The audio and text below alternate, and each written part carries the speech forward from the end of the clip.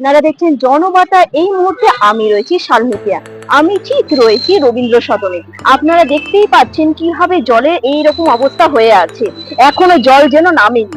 কালকে বৃষ্টি হয়েছে কিন্তু আজও পর্যন্ত জল উঠেছে, কিন্তু পৌরসভা থেকে কিছু তার ব্যবস্থাও করা হয়েছে, এখনো কাজ চলছে। আপনারা দেখুন, আর আমার কামিশনকে বলবো কতটা পরিমাণে জল উঠে আছে সেটা দেখানোর জন্য ভালোভাবে।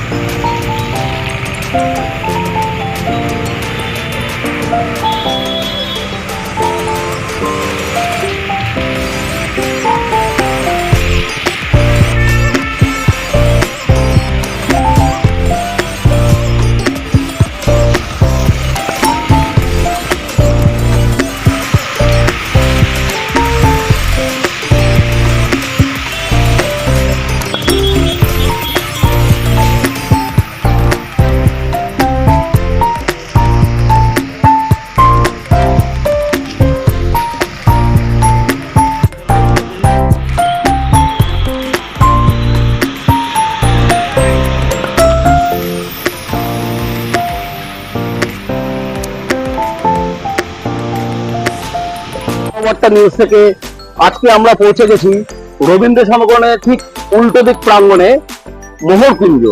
কলকাতা পৌরসভার যে উদ্যোগে আজকে বর্ষার কালকে কলকাতা প্লাবিত যে দুরবস্থা ছিল তার থেকে মুক্ত অনেকটাই হয়েছে।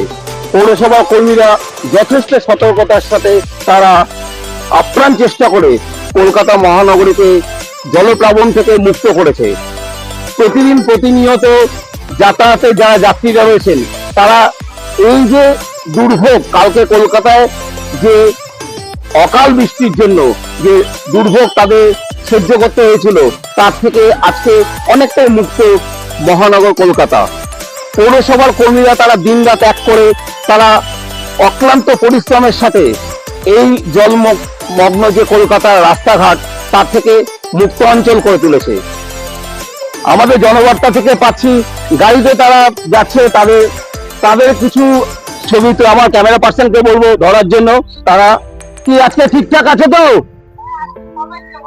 আজকে কম আছে তো? গাড়ি চালাতে কোনো অসুবিধা হচ্ছে না তো আপনাদের? যাক, আমরা পেয়ে গেছি কলকাতা মহানগরীর সেই যাত্রীদের যারা নিজেরা ড্রাইভ করে যাচ্ছে তাদের পার্সোনাল কারে, তাদের কোনো অসুবিধা নেই। তারা বলছে কলকাতা মহানগরী আজকে জলমগ্ন ছিল, তার থেকে মুক্ত অঞ্চল হয়েছে, মুক্ত হয়েছে, তারা প্রত্যেকে খুশি। আপনারা দেখতেই পেলেন এই যে জনগণের উচ্ছ্বাস, তারা নিজ মুখেই বলছে যে কলকাতা মহানগরী আজকে জলমুক্ত হয়েছে, এই যে তাদের কষ্ট থেকে তারা মুক্তি পেয়েছে। জনবার্তা নিউজ থেকে রিপোর্টার অভিজিৎ পাল।